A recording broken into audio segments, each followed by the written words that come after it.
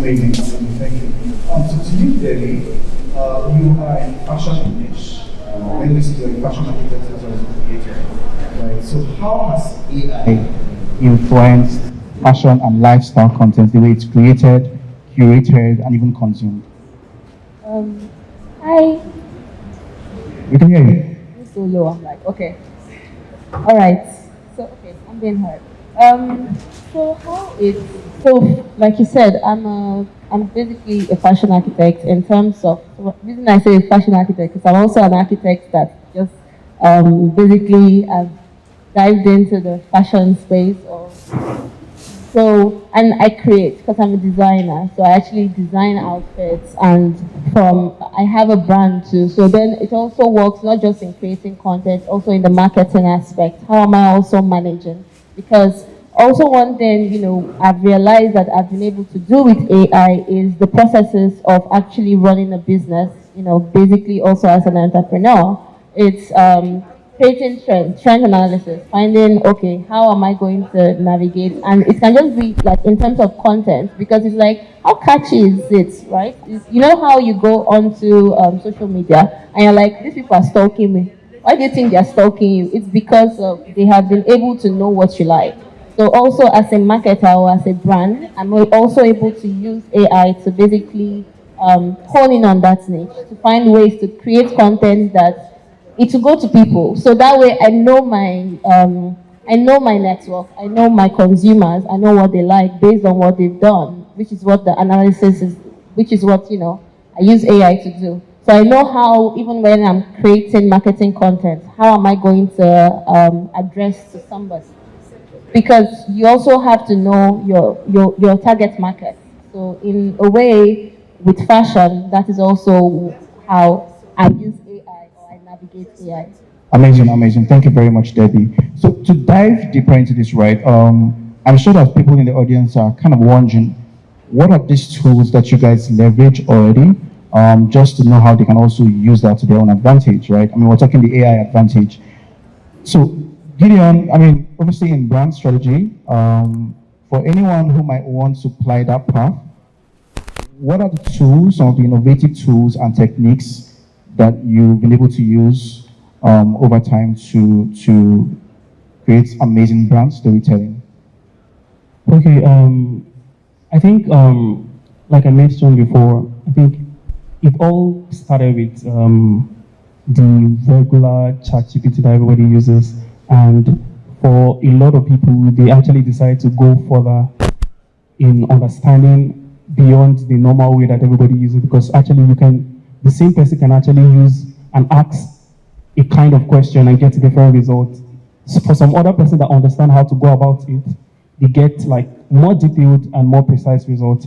Aside from that, for content creation, basically, there is usually the process of, for most people that create content, when their videos are out, they want to refine the audio. Before AI, we would obviously go to the producer to help us refine the sound and everything. But I think now we have Adobe Podcast, and all you just have to do is bring in, export the audio you have, put it in Adobe Podcast, and it helps you refine your sound, makes it very much cleaner. 2 years ago, I directed a podcast, and it was a great production and everything, and we wanted to do like a teaser for our social media. To an extent, what we would have done basically is look for short clips from each of these videos that would get the attention of people, because one thing that we're doing about the whole idea of putting out content is to get people's attention. And we would have done the manual way of cutting these clips in short forms and everything. But because we actually discovered that there is a platform called Optic, let me even get this. It's been a while I used Optic Clip.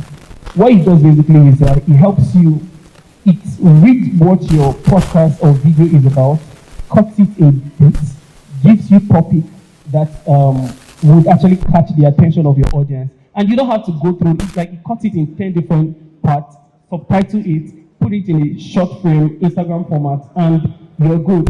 Well, What did you say the name once again? Optus Clip. Yes. So we used it, and to an extent, most of the videos that we did, we put out three different videos that went viral. And that was basically because we were able to maximize the AI software that we had available. Wow, amazing. So if you're listening, you've heard that he mentioned two very important AI tools that Should you I can mention use. one more? For sure. Right. Yeah, in video.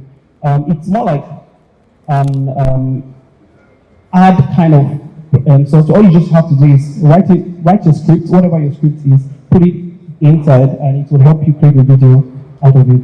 Amazing, amazing. So guys, if you're listening, these are tools that you can start to leverage if you're trying to create content. Right? He mentioned in video, Opus Clip, and what was the first one? Okay, Adobe Podcast. So you can use all of these tools to help your content creation process, and you can get amazing results.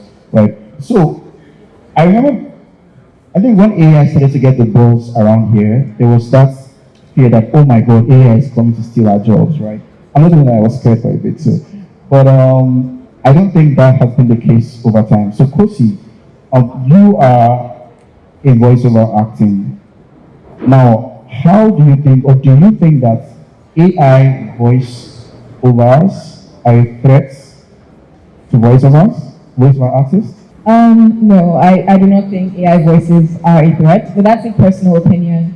I think that there are some people who would feel like AI voices are a threat, and that's because it's a kind of niche type thing. If you are a voiceover artist who is focused on animation or video game character work, you probably wouldn't be scared of AI voices because they lack the emotion, the personality, the nuances that these a human would have or portray, right? So I don't think it's a threat. But then because a lot of clients, a lot of companies now would opt for an AI voice because it's very good for narration type of content, so like YouTube narrations or like an ebook narration type of thing. If you are a voiceover artist who is only focused on that type of content, then yes, AI voices are coming for your job because they are now a lot more affordable and it's way sophisticated than it used to be. So yes, some might see it as a threat, but I personally wouldn't because I focus more on animation, and I think AI is a really long way from getting to the point where it can actually replace a human being for character work. So I don't think it's a threat. Just yet.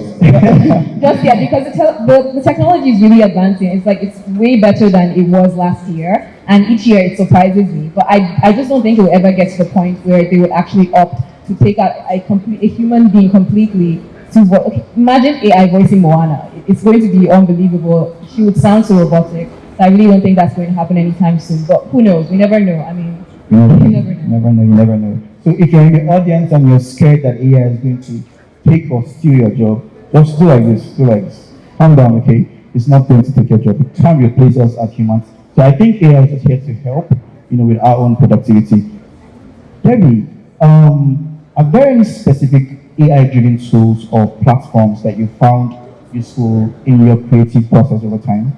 I feel like generally, because I use a lot of softwares, 3D design softwares and all those kind of things. And which I really like on websites because I think generally most of these people have already helped you do a lot of the work in terms of introducing AI into their softwares that makes it easier to use. And I'm a big listen on work smarter, not harder, because there's so many things to get done. So if I find a website that basically, let's say maybe I'm trying to do a 3D design or something, and maybe I can impute and quickly do something, and then it renders it quickly, right?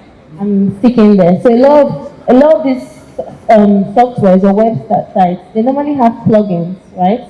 That with AI and all that, you just basically tune in. And just like how she said, AI is a tool, right? It should help you out. So how is it going to help me out? How is it going to make me work faster? Because there's only so much time to do something. There's other things that need to get done. So if I can quickly get this done and move on to the next.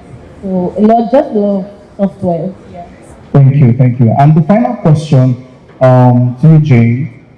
Now, what considerations do you think creatives or even content creators need to keep in mind when using AI to do their work? Okay. Answer to that is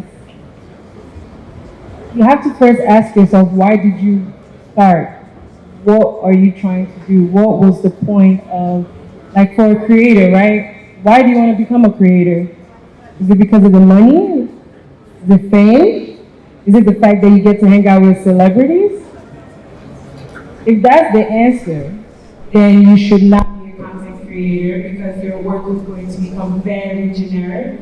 And people like me and other creators will tell that you're fake. The first thing I'll tell any creator is figure out your authenticity. What makes you you? What makes your style unique? What is it about you that would cause someone to stop scrolling and listen to you? For instance, for me, my LinkedIn and my Instagram are two different personalities, but you know it's me when you meet me. But I have used AI's assistant to kind of structure out my content strategies. If you're wondering what my content strategies are, book a consultation with me. Of course. But other than that, that's about it. Just kind of figure out what your why is. That's the answer. All right. Thank you very much. This is what I'm